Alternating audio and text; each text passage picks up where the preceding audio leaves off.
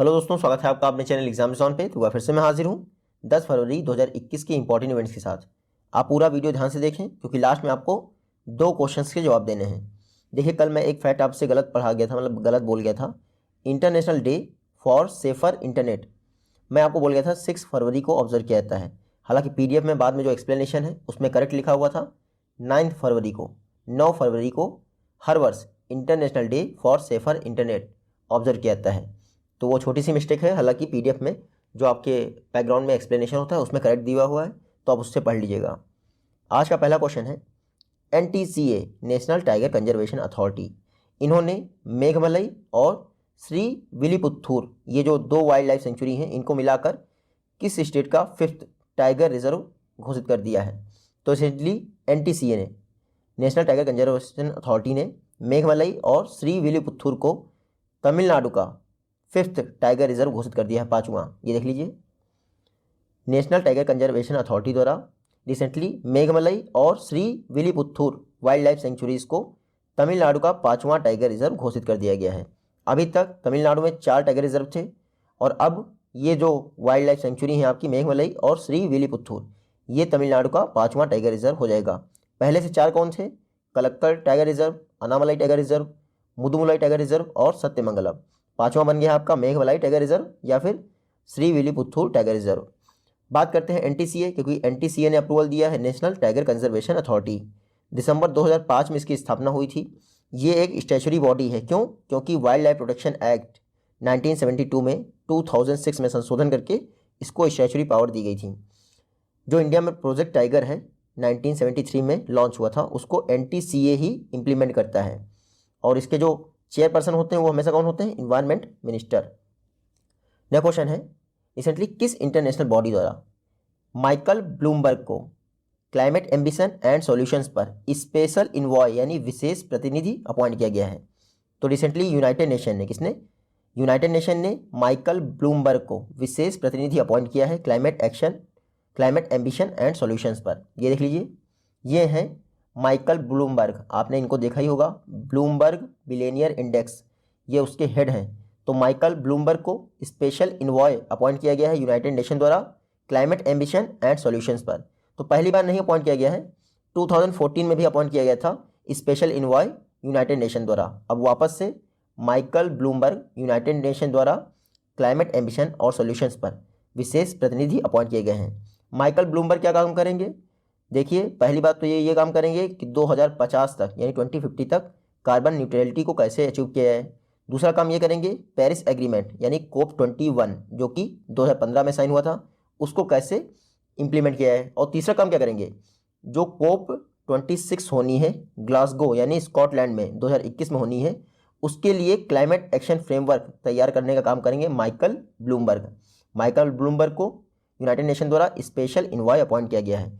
United nation की बात करें तो 24 अक्टूबर 1945 को यूनाइटेड नेशन की स्थापना हुई थी। हेडक्वार्टर न्यूयॉर्क में है। एंटोनियो गुतेरेस वर्तमान सेक्रेटरी जनरल हैं, जो कि पुर्तगाल से बिलोंग करते हैं, और यूनाइटेड नेशन में 193 कंट्रीज़ हैं। नेक्स्ट क्वेश्चन है, रिसेंटली किस देश के सेंट्रल बैंक ने RBI से किए गए $400 मिलियन के करेंसी स्वैप फैसिलिटी को जो है सेटल कर दिया है? यानी अब RBI और उस कंट्री के सेंट्रल बैंक के बीच में ये $400 मिलियन की डील नहीं रह गई है। तो रिसेंटली श्रीलंका सेंट्रल बैंक ने $400 मिलियन का जो करेंसी स्वैप फैसिलिटी था RBI और श्रीलंका के बीच में, उसको समाप्त कर दिया है। समाप्त क्या कर दिया है? एक्चुअली देखिए, जो श्रीलंका की सेंट्रल बैंक है उसने RBI द्वारा जुलाई 2020 में ये $400 मिलियन की करेंसी स्वैप डील की थी। 3 महीने के लिए की थी, बाद में उसको बढ़ा के फिर से 3 महीने के लिए किया गया था। तो 1 फरवरी को ये समाप्त हो रहा था। तो इस बार जो श्रीलंका की सेंट्रल बैंक है उसने खुद ही रिक्वेस्ट कर दिया कि अब ये $400 मिलियन की करेंसी डील को आगे नहीं बढ़ाएंगे। करेंसी स्वैप फैसिलिटी का मतलब ये होता है कि डॉलर की बजाय हम लोग लोकल करेंसी में ही ट्रेड कर पाएंगे। तो इससे क्या होगा, हमें फॉरेक्स रिजर्व मेंटेन करने में आसानी होगी। तो $400 मिलियन का जो करेंसी स्वैप एग्रीमेंट था श्रीलंका और इंडिया के बीच में, उसको रिसेंटली समाप्त कर दिया गया है। RBI चर्चा में क्यों है? क्योंकि कुछ समय पहले ही नॉन बैंकर लेंडर्स और अर्बन कोऑपरेटिव बैंक्स के लिए RBI ने risk based internal audit system launch किया है, RBIA सिस्टम। RBI की स्थापना हुई थी 1 अप्रैल 1935 को। हेडक्वार्टर है मुंबई में और 25th RBI गवर्नर कौन है? शक्तिकांत दास। नेक्स्ट क्वेश्चन है दिशानी और गरुड़ास्त्र, ये दो नए प्रोडक्ट हैं जिनको एरो इंडिया 2021 के दौरान किसके द्वारा लॉन्च किया गया था। तो दिशानी और गरुड़ास्त्र इनको लॉन्च किया था एरो इंडिया 2021 के दौरान BDL ने, भारत डायनेमिक्स लिमिटेड ने।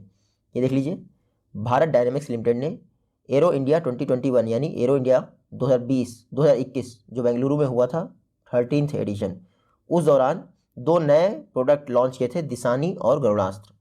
गरुड़ास्त्र क्या है? गरुड़ास्त्र है एक torpedo, anti submarine self guided torpedo है गरुड़ास्त्र, जिसको DRDO ने डेवलप किया है। उसके अलावा दिशानी क्या है? देखिए, एयर डिप्लॉयड सोनोबॉय सिस्टम है, यानी सोनार बेस्ड सिस्टम है। तो दिशानी और गरुड़ास्त्र इसको लॉन्च किया गया था एरो इंडिया शो 2021 के दौरान किसके द्वारा? Bharat dynamics limited. हालांकि इसको निर्मित यानी डेवलप किसने किया है? तो DRDO ने दोनों को डेवलप किया है। BDL इस समय चर्चा में बहुत है क्योंकि इसराइल की कंपनी है राफेल एडवांस डिफेंस सिस्टम, इसके साथ मिलकर BDL द्वारा सेड नाम के एक एंटी टॉर्पीडो डिफेंस सिस्टम को बनाया रहा है। तो सेड क्या है? Anti torpedo defence system. BDL की बात करें तो 1970 में स्थापना हुई थी, हेडक्वार्टर इसका हैदराबाद में है और CMD कौन है? Siddharth Mishra. Software defined radio tactical ship born system को प्रोक्योर करने के लिए डिफेंस मिनिस्ट्री द्वारा 1000 करोड़ का कॉन्ट्रैक्ट किस कंपनी के साथ साइन किया गया है? तो SDR टैक शिप बॉर्न सिस्टम को प्रोक्योर करने के लिए 1000 करोड़ का कॉन्ट्रैक्ट साइन किया गया है BEL, भारत इलेक्ट्रॉनिक्स लिमिटेड। ये देख लीजिए, भारत इलेक्ट्रॉनिक्स लिमिटेड के साथ डिफेंस मिनिस्ट्री ने 1000 करोड़ का एक MOU साइन किया है या कॉन्ट्रैक्ट साइन किया है ताकि software defined radio tactical ship born system को परचेज किया जा सके। इससे क्या होगा? जो हमारे इंडियन आर्म फोर्सेस हैं उनकी स्ट्रेटजी और बेहतर हो पाएगी। ये जो आपका software defined radio tactical system है, ये 4 चैनल पे आधारित सिस्टम है जो ship to ship, ship to shore, ship to air, यानी कि शिप से अटैक करने में हेल्प करेगा हमारी आर्म फोर्सेस की। तो सॉफ्टवेयर बेस्ड या software defined radio tactical ship born system को परचेज करने के लिए डिफेंस मिनिस्ट्री ने भारत इलेक्ट्रॉनिक्स लिमिटेड के साथ 1000 करोड़ का, कितने का? 1000 करोड़ का कॉन्ट्रैक्ट साइन किया है। भारत इलेक्ट्रॉनिक्स लिमिटेड 1954 में स्थापना हुई थी, हेडक्वार्टर इसका बेंगलुरु में है। CMD कौन है? MV गौतमा, कुछ समय पहले ही अपॉइंट हुए हैं। नेक्स्ट क्वेश्चन है रिसेंटली किस ऑस्ट्रेलियन क्रिकेटर द्वारा अपने करियर में तीसरी बार, third time, Allan Border medal को जीता गया है? तो तीसरी बार एलन बॉर्डर मेडल ने जीता है स्टीव स्मिथ ने। किसने? Steve Smith. ये ऑस्ट्रेलिया के कैप्टन हैं स्टीव स्मिथ। ये देख लीजिए, इन्होंने अपने करियर में तीसरी बार एलन बॉर्डर मेडल जीता है। किसी ऑस्ट्रेलियन क्रिकेटर को ही दिया जाता है ये Elon Border medal. Steve Smith ने अपने करियर में तीसरी बार एलन बॉर्डर मेडल को जीता है। ये सिर्फ मेन प्लेयर को दिया जाता है, यानी जो मेंस क्रिकेटर होते हैं ऑस्ट्रेलिया के उनको ही दिया जाता है Elon Border medal. Steve Smith से ज़्यादा इंपॉर्टेंट कौन है? ये बेथ मूनी इंपॉर्टेंट है बहुत ज़्यादा, क्योंकि इनको first ever Belinda Clark award से सम्मानित किया गया है। रिसेंटली ऑस्ट्रेलिया में फीमेल क्रिकेटर्स को सम्मानित करने के लिए ये आपके एलन बॉर्डर मेडल की तर्ज पर ही बेलिंडा क्लार्क अवार्ड शुरू किए गए। तो first ever Belinda Clark award से किसको सम्मानित किया गया है? Beth Mooney. ये ऑस्ट्रेलिया की क्रिकेटर हैं, तो आपको इतना याद रखना है। ऑस्ट्रेलिया इस समय चर्चा में क्यों है? क्योंकि ऑस्ट्रेलिया की जो कैप्टन है, फीमेल कैप्टन लीसा स्थालिकर क्रिकेटर जो हैं, उनको क्रिकेट ऑस्ट्रेलिया द्वारा हॉल ऑफ फेम में शामिल किया गया है। तो ऑस्ट्रेलिया को, क्योंकि कैपिटल ऑफ गेम्स भी कहा जाता है ऑस्ट्रेलिया को, इसीलिए सब कुछ वहाँ हो रहा है। आपकी कैपिटल क्या है? कैनबरा। करेंसी क्या है? Australian dollar. और प्राइम मिनिस्टर कौन है? Scott Morrison. ये मैप में आप देख लीजिए ऑस्ट्रेलिया। तो स्टीव स्मिथ और बेथ मूनी ऑस्ट्रेलिया के हैं, दोनों याद रखिएगा। नेक्स्ट क्वेश्चन है मिनिस्ट्री ऑफ एजुकेशन द्वारा अनाउंस किया गया है कि वो समग्र शिक्षा स्कीम के तहत आने वाले कितने रेजिडेंशियल स्कूल या फिर हॉस्टल का नाम बदलकर नेताजी सुभाष चंद्र बोस के नाम पर कर देगा। तो मिनिस्ट्री ऑफ एजुकेशन ने कहा है कि समग्र शिक्षा स्कीम के तहत रन किए जाने वाले 1063 जो हॉस्टल या फिर रेजिडेंशियल स्कूल हैं उनका नाम बदलकर अब सुभाष चंद्र बोस रेजिडेंशियल स्कूल कर दिया जाएगा। ये देख लीजिए, मिनिस्ट्री ऑफ एजुकेशन ने रिसेंटली अनाउंस किया है कि समग्र शिक्षा स्कीम के तहत रन किए जाने वाले सभी रेजिडेंशियल स्कूल और हॉस्टल्स को अब सुभाष चंद्र बोस रेजिडेंशियल स्कूल या हॉस्टल कहा जाएगा। ये जो 1063 रेजिडेंशियल फैसिलिटीज़ हैं, इसमें आपके 383 रेजिडेंशियल स्कूल्स हैं और 680 हॉस्टल्स हैं। तो अब इन सभी का नाम बदलकर सुभाष चंद्र बोस जी के नाम पे रख दिया जाएगा, क्योंकि इनकी 125th बर्थ एनिवर्सरी कुछ दिन में सेलिब्रेट होने वाली है। समग्र शिक्षा अभियान बजट 2018-19 से ये इफेक्ट में आई थी। इसके तहत जो पहले से चल रही थी 3 स्कीम, सर्व शिक्षा अभियान, राष्ट्रीय माध्यमिक शिक्षा अभियान और टीचर्स एजुकेशन ट्रेनिंग, इन तीनों को मर्ज करके समग्र शिक्षा अभियान स्कीम लॉन्च कर दी गई थी मिनिस्ट्री ऑफ एजुकेशन के तहत। ये समग्र शिक्षा अभियान का मेन पर्पज़ ये है कि एजुकेशन के साथ साथ एम्प्लॉयबिलिटी और वोकेशनल स्किल्स के लिए भी ट्रेनिंग प्रोवाइड की जाए स्टूडेंट्स को। तो समग्र शिक्षा अभियान के तहत जितने भी यानी 1063 जो बिल्डिंग्स हैं उनको सुभाष चंद्र बोस के नाम पे बना दिया जाएगा। नेक्स्ट क्वेश्चन है, रिसेंटली जो फॉर्मर आर्मी चीफ थे कोडंडेरा सुब्बैया थिमैया, उनको समर्पित एक म्यूजियम का इनॉग्रेशन कर्नाटका में किसने किया है? तो प्रेसिडेंट रामनाथ कोविंद जी ने कर्नाटका में former army chief general Kodandera Subayya Thimayya को समर्पित एक म्यूजियम का इनॉग्रेशन किया है। ये देख लीजिए, प्रेसिडेंट रामनाथ कोविंद द्वारा भूतपूर्व आर्मी चीफ कोडंडेरा सुब्बैया थिमैया के नाम पर डेडिकेटेड एक म्यूजियम का इनॉग्रेशन किया गया है कर्नाटका में। देखिए, जो ये जनरल थिमैया थे 1957 से 1961 तक इंडियन आर्मी के चीफ रहे थे, यानी कि चाइना वॉर से सिर्फ 1 वर्ष पहले ये रिटायर हो गए थे। इनको सन्नी साइड भी कहा जाता था कई बार, और जो इनका विलेज है कोडागू डिस्ट्रिक्ट में यानी कर्नाटका में, अब वहाँ पर एक म्यूज़ियम इनॉग्रेट किया गया है प्रेसिडेंट रामनाथ कोविंद द्वारा। ये मैप में आप देख सकते हैं, कर्नाटका चर्चा में बहुत है क्योंकि कर्नाटका ने जो एरो इंडिया शो हो रहा था कर्नाटका के बेंगलुरु में, उस दौरान कर्नाटका गवर्नमेंट ने 34 MOU साइन किए हैं डिफेंस इंडस्ट्रीज़ के साथ, और टोटल इन्वेस्टमेंट कर्नाटक में कितना आया है 2464 करोड़ रुपए। तो एरो इंडिया का सबसे अच्छा फ़ायदा उठाया है कर्नाटक ने। सीएम कौन है? BS येदियुरप्पा। गवर्नर कौन है? बज्जू भाई वाला। और कर्नाटका में बांदीपुर टाइगर रिजर्व है, एक दिन मैं चांदीपुर बोल गया था। नेक्स्ट क्वेश्चन है, होप जो कि एक मार्स मिशन है, इसको किस अरब कंट्री द्वारा लॉन्च किया गया था? तो सबको पता है होप UAE का, यूनाइटेड अरब अमीरात का फर्स्ट मतलब कि मार्स मिशन है, और इस तरह से UAE फर्स्ट अरब कंट्री बन गई थी जिसने कोई मंगल मिशन लॉन्च किया था। तो ये देख लीजिए, फर्स्ट अरब स्पेस मिशन जिसका नाम था होप यानी अल अमल, दोनों याद रखिएगा, ये शायद मंगल की ऑर्बिट में पहुंच जाए 9 फरवरी को। काफ़ी समय पहले इसको लॉन्च किया गया था रेड प्लैनेट यानी मंगल की यात्रा पर। अभी तक ये चल रहा था, अब हो सकता है 9 फरवरी को ये मंगल की कक्षा में पहुंच जाए। जुलाई 2020 में होप को लॉन्च किया गया था, जो USA का स्पेस सेंटर है उसकी मदद से चाइना ने मिलकर इसको लॉन्च किया था UAE के साथ। तो होप यानी कि अल अमल UAE का मार्स मिशन है। तो आप याद रखिएगा, अगर ऐसा सक्सेसफुली लॉन्च हो जाता है यानी मार्स की कक्षा में पहुंच जाता है ये मंगल मिशन होप, तो UAE 5वां देश बन जाएगा मंगल मिशन को सक्सेसफुल करने वाला। UAE क्यों चर्चा में है? क्योंकि विश्व का सबसे ऊंचा झूला 460 फीट का ऊंचा झूला दुबई में रिसेंटली इनॉग्रेट किया गया है, और दुबई आपकी UAE का एक शहर है। UAE की कैपिटल क्या है? Abu Dhabi. करेंसी क्या है? दिरहम। और प्रेसिडेंट कौन है? खलीफा बिन जायद अल नहयान। ये मैप में आप देख लीजिए UAE। यह क्वेश्चन है, डेनियल मेदवेदेव, इन्होंने मेलबर्न में ऑर्गेनाइज होने वाले ATP कप टाइटल 2021 को जीत लिया है। आपको बताना डेनियल मेदवेदेव किस कंट्री से बिलोंग करते हैं? तो मेदवेदेव सरनेम है, इसका मतलब ये रशिया से बिलोंग करते हैं। तो डेनियल मेदवेदेव इन्होंने 2021 के ATP कप टाइटल को जीत लिया है। ये रशिया से बिलोंग करते हैं, और इन्होंने हराया किसको है ATP कप के फाइनल में? तो इटली के मैटियो बेरेटेनी को हरा दिया है। देखिए, डेनियल मेदवेदेव मेलबर्न में रिसेंटली ATP कप 2021 के लिए ऑर्गेनाइज किया गया था। ATP आपको पता ही है टेनिस टूर्नामेंट है, इसको जीता है डेनियल मेदवेदेव ने, जो कि खुद रशिया से बिलोंग करते हैं। 2021 का ATP कप टाइटल कहाँ ऑर्गेनाइज हो रहा था? तो मेलबर्न में ऑर्गेनाइज हो रहा था। ATP की बात करें तो मेंस प्रोफेशनल टेनिस के लिए ये एक गवर्निंग बॉडी है, एसोसिएशन ऑफ टेनिस प्रोफेशनल्स। 1972 में स्थापना हुई थी, लंदन में इसका हेडक्वार्टर है। और चेयरपर्सन कौन है? ये आप पढ़ लीजिएगा, एंडेरा करके हैं, एंडेरा गॉडेनजी। यह क्वेश्चन है, ICC इंटरनेशनल क्रिकेट काउंसिल द्वारा बाइजू को अपना ग्लोबल पार्टनर कितने वर्षों के लिए बनाया गया है? तो रिसेंटली ICC ने बाइजूस को 3 वर्षों के लिए अपना ग्लोबल पार्टनर बनाया है। तो यानी कि इंडिया में तो स्पॉन्सर कर ही रहा है बाइजूस, अब ICC को स्पॉन्सर कर रहा है, यानी कि ICC के जो मैच होंगे उसमें भी बाइजूस की स्पॉन्सरशिप आपको दिखाई पड़ेगी। ICC इंटरनेशनल क्रिकेट काउंसिल ने 2021 से लेकर 2023 तक यानी 3 वर्षों के लिए बाइजूस को अपना ग्लोबल पार्टनर बना लिया है। आपको पता ही है बायजूस इंडिया की एक एडुटेक कंपनी है। अनअकैडमी और बायजूस नाम तो सुना ही होगा, शाहरुख खान इसके ब्रांड एम्बेसडर हैं। बायजूस ने मतलब कि आईसीसी के साथ कोलैबोरेशन किया है 3 वर्षों के लिए। तो अपकमिंग जो T20 वर्ल्ड कप है वो आपका mains T20 world cup India में होने वाला है या फिर वुमेंस का वर्ल्ड कप होने वाला है, उन दोनों में आपको बायजूस के बोर्ड देखने को मिलेंगे। बायजूस की बात करें 2011 में इसकी स्थापना हुई थी। स्टार्टअप हेडक्वार्टर तो इसका बेंगलुरु में होगा।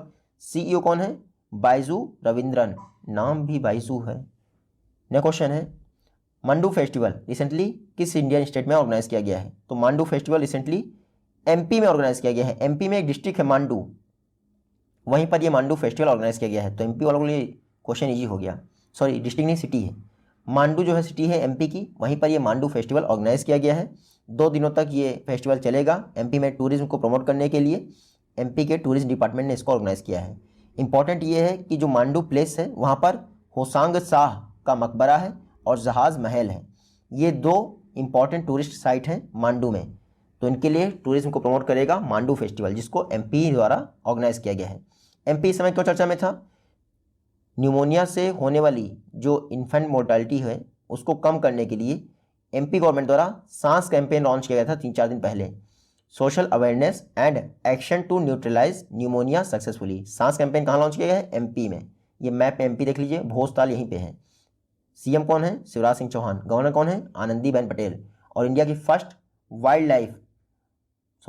First balloon wild life safari Bandhavgarh national park MP में ही स्टार्ट की गई है। नेक्स्ट क्वेश्चन है टेस्ट क्रिकेट में 300 विकेट लेने वाले इंडिया के तीसरे फास्ट बॉलर कौन बन गए हैं? तो ईशांत शर्मा इंडिया के थर्ड फास्ट बॉलर बन गए हैं जिन्होंने टेस्ट क्रिकेट में 300 विकेट ले लिए हैं। ये देख लीजिए, ये हैं ईशांत शर्मा, इंडिया के तीसरे फास्ट बॉलर बन गए हैं जिन्होंने टेस्ट क्रिकेट में 300 विकेट ले लिए हैं। इससे पहले कपिल देव और जहीर खान, ये 2 फास्ट बॉलर थे जिन्होंने टेस्ट क्रिकेट में 300 विकेट लिए थे। स्पिनर तो कई सारे ले चुके थे जैसे रविचंद्र अश्विन, अनिल कुंबले, हरभजन सिंह, लेकिन फास्ट बॉलर का नाम याद रखिएगा, तीसरे फास्ट बॉलर बन गए हैं आपके ईशांत शर्मा, जिन्होंने टेस्ट क्रिकेट में 300 विकेट कंप्लीट कर लिए हैं। ऋषभ पंत को आपको याद ही होगा, कुछ दिन पहले ही ICC player of the month के लिए नॉमिनेट किया गया था। अब इन्होंने ICC player of the month award 2021 के लिए जीत लिया है। तो ये भी याद रखिएगा, ऋषभ पंत ने ICC player of the month award 2021 के लिए जीत लिया है। 3 लोगों को नॉमिनेट किया गया था, वो मैंने आपको पढ़ाया है प्रीवियस वीडियो में, वो आज से पढ़ लीजिएगा। नेक्स्ट क्वेश्चन है फेमस पर्सनालिटीज जिनका रिसेंटली निधन हो गया। अख्तर अली और लियोन स्पिंक्स, ये देख लीजिए, ये हैं अख्तर अली, रिसेंटली इनका निधन हो गया। टेनिस से रिलेटेड थे, यानी टेनिस से रिलेटेड थे। 8 बार डेविस कप भी खेला था पाकिस्तान के खिलाफ। तो डेविस कप किससे रिलेटेड है? ये भी टेनिस से रिलेटेड है, आपको याद रखना है। अख्तर अली वेस्ट बंगाल से बिलोंग करते थे, रिसेंटली इनका निधन हो गया। दूसरी हमारी इंपॉर्टेंट सेलिब्रिटी है लियोन स्पिंक्स, ये ओलंपिक में इन्होंने गोल्ड जीता था। हैवी वेट यानी कुश्ती से रिलेटेड थे। कौन? लियोन स्पिंक्स, USA से बिलोंग करते थे, रिसेंटली इनका निधन हो गया। मोहम्मद अली को तो हराया था इन्होंने, तो ये बहुत इंपॉर्टेंट हो गया आपके लिए, क्योंकि मोहम्मद अली को हरा देने का मतलब ही अलग है।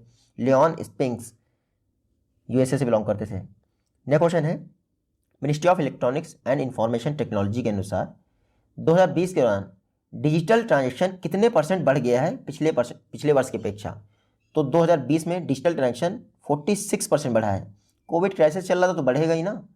ये देख लीजिए, जो हमारे ministry of electronics and information technology के मिनिस्टर ऑफ स्टेट हैं संजय धोत्रे, ये राज्यसभा में एक जवाब दे रहे थे किसी पत्र का, तो उसमें उन्होंने बताया कि 2020 के दौरान digital banking cyber security incident कितने आए? 2.9 लाख। तो लगभग 3 लाख के आसपास साइबर सिक्योरिटी इंसिडेंट देखने को मिले डिजिटल बैंकिंग में। CERT In computer agency response team India, इसने रिपोर्ट किया कि लगभग 2,90,445 साइबर सिक्योरिटी इंसिडेंट देखने को मिले हैं 2020 में। तो 2.9 याद रखिएगा, इतने से भी आपका काम चल जाएगा। हालांकि आपके जो संजय धोत्रे हैं इन्होंने ये भी बताया कि 2020 में कोविड-19 क्राइसिस के कारण जो डिजिटल ट्रांजेक्शन थे वो 46% बढ़ गए, और ये phishing attack, network scanning, probing, viruses, website hacking, ये जो है आपके 2.9 लाख इंसिडेंट्स में शामिल है। उन्होंने फिशिंग आपको पता ही है, कैसे ईमेल आ जाता है आपके पास, बाद में अकाउंट खाली हो जाता है। CERT In computer emergency response team India, 2004 में इसकी स्थापना की गई थी। न्यू दिल्ली में इसका हेडक्वार्टर है। डायरेक्टर कौन है? संजय बहल। और इसकी पेरेंट मिनिस्ट्री कौन है? Ministry of electronics and information technology. Minister कौन है? रविशंकर प्रसाद। नेक्स्ट क्वेश्चन है, किस कंट्री द्वारा जो ये पॉल्यूटिंग इंटरप्राइजेस का एमिशन है उसको ट्रैक करने के लिए न्यू इन्फॉर्मेशन प्लेटफॉर्म लॉन्च किया गया है? तो रिसेंटली चाइना ने एक न्यू इन्फॉर्मेशन प्लेटफॉर्म लॉन्च किया है ताकि पॉल्यूटिंग इंटरप्राइजेस का जो एमिशन है उसको ट्रैक किया जाए। तो कई बार कंपनी बोल देती है हम तो जी कर ही नहीं रहे एमिशन, तो उसको ट्रैक करने के लिए चाइना ने न्यू इन्फॉर्मेशन प्लेटफॉर्म लॉन्च किया है। अब एक आम आदमी भी किसी कंपनी का एमिशन ट्रैक कर सकता है। लगभग 2.36 मिलियन, तो 23 लाख से ऊपर कंपनी इंडस्ट्री चाइना में काम करती हैं और इन पर ये लीगली ऑब्लाइज्ड होगा, यानी आपको ये करना है तो करना है। और चाइना में वैसे डेमोक्रेसी है नहीं, डंडा है, तो मतलब कि जितनी भी कंपनी है उनको एमिशन को कंट्रोल करना ही पड़ेगा। और चाइना ने एक बार कह दिया करना है तो मतलब वहाँ की बाउंड्री के अंतर्गत जितने लोग आते हैं उनको करना ही पड़ेगा। इंडिया जैसा कुछ नहीं होगा कि हो गया करना है तो पता नहीं कब तक हो रहा है। कुछ दिन पहले मैंने आपको बताया था कि लगभग कॉस्ट ओवररन के कारण प्रोजेक्ट के इंडिया गवर्नमेंट को 3.4 लाख का जो है घाटा हो रहा है। चाइना में रिसेंटली एक न्यू इन्फॉर्मेशन प्लेटफॉर्म लॉन्च किया गया है। इससे जो एमिशन है उसकी ट्रैकिंग की जाएगी, कंपनीज द्वारा जो भी एमिशन किया जाता है। चाइना चर्चा में इसलिए भी था क्योंकि कुछ दिन पहले ही एक रिमोट सेंसिंग सैटेलाइट लॉन्च किया था जिसका नाम था योगान 33। किस रॉकेट से लॉन्च किया था? लॉन्ग मार्च 4C रॉकेट। चाइना की कैपिटल क्या है? बीजिंग। करेंसी क्या है? रेनमिनबी। और शी जिनपिंग यहाँ के प्रेसिडेंट हैं। लास्ट क्वेश्चन है, रिसेंटली विकास अग्रवाल को साउथ एशिया रीजन के लिए मैनेजिंग डायरेक्टर किस लॉजिस्टिक कंपनी द्वारा अपॉइंट किया गया है? तो विकास अग्रवाल को रिसेंटली मर्स द्वारा मैनेजिंग डायरेक्टर अपॉइंट किया गया है साउथ एशिया रीजन के लिए। मर्स आपको होता है वर्ल्ड की लार्जेस्ट लॉजिस्टिक कंपनी है। इसने विकास अग्रवाल को अपना मैनेजिंग डायरेक्टर अपॉइंट किया है साउथ एशिया रीजन के लिए। आप याद रखिएगा, मर्स ने विकास अग्रवाल को साउथ एशिया रीजन के लिए मैनेजिंग डायरेक्टर अपॉइंट कर दिया है। विकास अभी तक सीवा लॉजिस्टिक्स में काम करते थे। हालांकि विकास अग्रवाल 1 मार्च 2021 से मक्स को ज्वाइन कर लेंगे। साउथ एशिया रीजन के लिए MD अपॉइंट हुए हैं विकास अग्रवाल मक्स द्वारा। मक्स एक डेनमार्क की शिपिंग कंपनी है। हेडक्वार्टर कहाँ है? कोपेनहेगन, जो कि डेनमार्क की कैपिटल है। 1904 में मक्स की स्थापना हुई थी और CEO कौन है? सोरेन स्काउ। ये आज की वीडियो से क्वेश्चन है। आई होप कि आप इन दोनों का जवाब दे पाएंगे। जल्दी ही मिलते हैं आपसे नेक्स्ट वीडियो में। तब तक के लिए take care, good bye and जय हिंद।